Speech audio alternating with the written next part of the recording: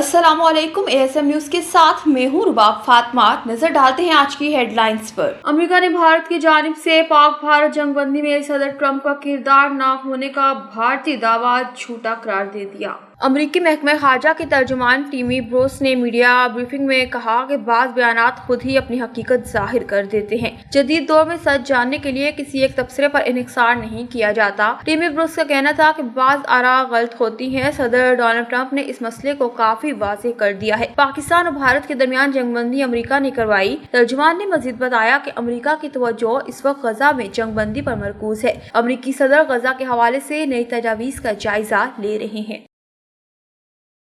Peoples party के chairman Bilawal Bhutto Zardari का कहना है कि पाकिस्तान और भारत की नई नस्ल अपनी किस्मत खुद लिख सकती है। बिलावल भुट्टो ने भारतीय सहाफी किरण थापर को इंटरव्यू देने से मुतालिक सोशल मीडिया बयान देते हुए कहा कि हमें भारतीय मीडिया के जरिए अपना केस भारतीय अवाम के सामने पेश करने में कोई खौफ नहीं है। मैं भारतीय अवाम खसूसन नौजवानों पर यकीन रखता हूँ। हम वो नस्ल हैं जो तारीख की जंजीरें तोड़ेगी। उन्होंने कहा कि खित्ते में अमन का क्याम सिर्फ पाकिस्तान का नहीं मुश्तरका मकसद है। हम वो नस्ल होंगे जो जंगी जुनूनियों से अलग रास्ता चुनेंगे। दहशतगर्दी, माहौलियाती तब्दीली और अदम मुसावात जैसे चैलेंजेस का मुकाबला मिलकर करेंगे। हमारे मुस्तकबिल का फैसला माजी के तनाजात नहीं करेंगे और अमन, बकाए, बाहमी ताउन और खुशहाली के जरिए मुस्तकबिल के फैसले करेंगे।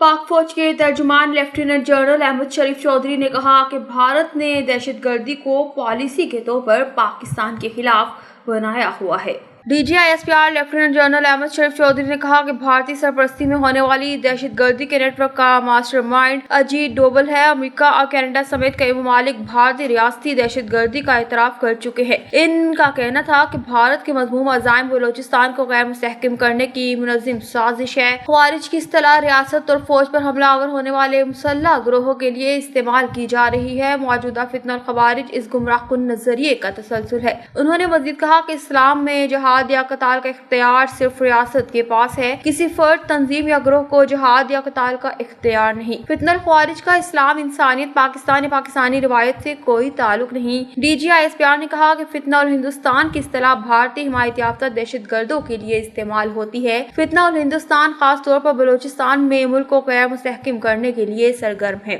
भारतीय सियासी क़यादत मुतादिद मौके पर पाकिस्तान में दहशतगर्दी की पुष्टपनाही का एतराफ कर चुकी है। लेफ्टिनेंट जनरल अहमद शरीफ चौधरी का कहना था कि पाकिस्तान एक जिम्मेदार और डिक्लेयर्ड एटमी ताकत है जिसकी जौहरी सलाहियत नाकाबिले तस्खीर है। पाकिस्तान का एटमी प्रोग्राम मुकम्मल तौर पर महफूज है और कोई भी पाकिस्तान के एटमी प्रोग्राम को निशाना बनाने की जुर्रत नहीं कर सकता। ये पाकिस्तान की दिफाई सलाहियतों और मौजूदा इलाकाई तवाज़ुन पर एतमाद की अक्कासी करता है।